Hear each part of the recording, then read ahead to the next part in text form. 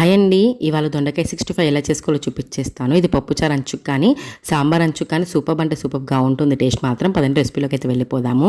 ఒక బౌల్లో కట్ చేసుకున్న దొండకాయలు, 2 టేబుల్ స్పూన్స్ బియ్యం పిండి, 2 table spoons cornflour, 1 table spoon శనగపిండి, 1/2 టేబుల్ స్పూన్ సాల్ట్, చిటికడంత పసుపు, 1 టేబుల్ స్పూన్ కారం వేసేసుకొని 1/2 టేబుల్ స్పూన్ అల్లం వెల్లుల్లి పేస్ట్ వేసేసుకొని బాగా కలుపుకోవాలి. తర్వాత వాటర్ అవసరం అయితేనే కొంచెం స్ప్రింకిల్ చేసేసుకొని బాగా కలుపుకోవాలి. కన్సిస్టెన్సీ వచ్చేసి వీటిలో చూపించినట్టు విధంగా ఉండాలి. స్టవ్ వెలిగించి డీప్ ఫ్రై సరిపడా ఆయిల్ పెట్టేసి ఆయిల్ హీట్ అయ్యాక ఒక్కొక్క దొండకాయ విడివిడిగా వేసుకోవాలి వీడియోలో చూపించినట్టు విధంగా. తర్వాత గరిటెతో కలుపుకోవాలి.